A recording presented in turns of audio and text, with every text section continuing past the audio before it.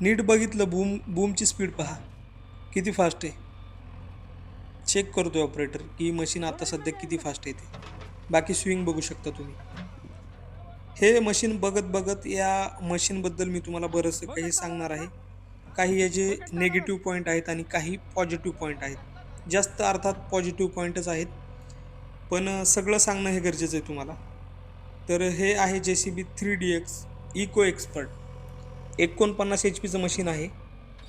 फार वेगवान मशीन आहे. पण याच्यात काही ड्रॉबॅक्स आहेत. ते आधी शेअर करतो आणि शेवटी हा पॉझिटिव्हने आपण व्हिडिओचा एंड करूया.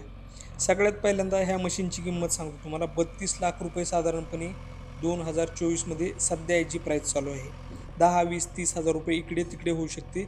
शिवाय तुम्हाला वॉरंटी मिळते, स्पेअर पार्ट मिळतात. तर इंजिन, ट्रान्समिशन, ॲक्सेलला तुम्ही 2 वर्षापर्यंत वॉरंटी घेऊ शकतात. असे बरेचसे ऑप्शन असतात, ते तुम्हाला डीलरकडे गेल्यानंतर भेटतील. आता सगळ्यात पहिल्यांदा याच्या लोडरबद्दल आपण जाणून घेऊया. ह्याच्या लोडरमध्ये म्हणजे पूर्वीचं जे मशीन असायचं त्याच्यामध्ये 400 न्यूटन मीटरची शक्ती होती, वेग होता, पॉवर होती.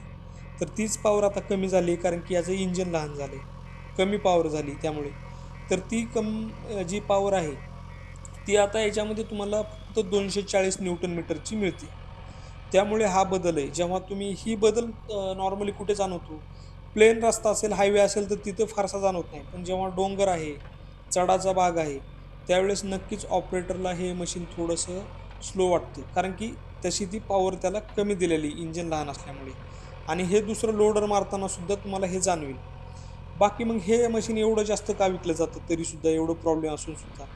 तसं याला प्रॉब्लेम म्हणता येणार नाही, कारण मुळात इंजिन लहान असल्यामुळे याला मिळणारी पॉवर कमी आहे. आता पॉझिटिव्ह गोष्टीबद्दल बोलू. पूर्वीच्या मशीनमध्ये याचं जे प्रेशर होतं, हायड्रोलिक प्रेशर 3300 PSI एवढं होतं. आणि आत्ता ह्या ज्या समोर बघताय तुम्ही मशीन, त्याचं प्रेशर 3850 PSI एवढं केलं आहे. तर हा जो फरक आहे हायड्रोलिक प्रेशरमध्ये, त्याच्यामुळे हे मशीन फार वेगवान झालं आहे. आता वेगवान तर केलं आहे कंपनीने, लक्षात घ्या, कंपनीने एवढं वेगवान केलं आहे, पण याचा पंप देखील आता कॉस्टली झाला आहे. पूर्वी हायड्रोलिक पंपाची किंमत 40,000 होती. आत्ताच्या हायड्रोलिक पंपाची किंमत 1,00,000पेक्षा जास्त गेली. आणि त्याला इलेक्ट्रॉनिक सोलोनाईड वॉल हे सुद्धा आले. तर हा एक छोटासा ड्रॉबॅक आहे. बाकी पॉझिटिव्ह गोष्ट आणखी एक सांगतो, जी की इंधन खपत. पूर्वी बघितलं असेल तुम्ही, 4.5, 4, 5 लिटर एवढं डिझेल बकेटला लागायचं आणि लोडरला कधी कधी त्याच्यापेक्षाही जास्त लागायचं. पण आत्ताचं जर हे मशीन तुम्ही 1500 RPMला जर व्यवस्थितरित्या जर वापरलं, चालवलं, तर प्रति तास फक्त 3.5 लिटर डिझेल ह्या मशीनला लागतं. म्हणजे थोडक्यात प्रत्येक तासाला 1 ते 1.5 लिटर डिझेल तुमचं वाचतं, जो की दिवसाचा 10 लिटरचा जर तुम्ही डिफरन्स काढला तर तुमच्या पूर्ण ऑपरेटरची पेमेंट निघू शकते. हा एक पॉझिटिव्ह पॉईंट याच्यामध्ये आहे.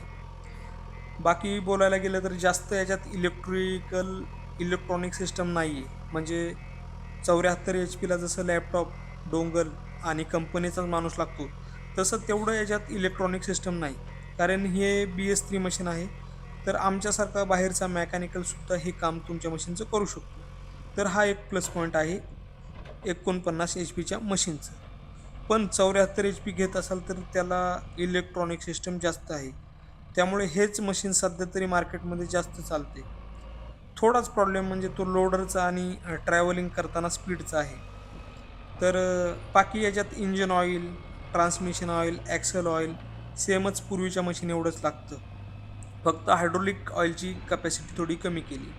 बाकी सर्व ठीक आहे. व्हिडिओ आवडल्यास व्हिडिओला लाईक करा. चॅनलला सबस्क्राईब नसेल केलं तर असेच व्हिडिओ पाहण्यासाठी चॅनलला सबस्क्राईब करा.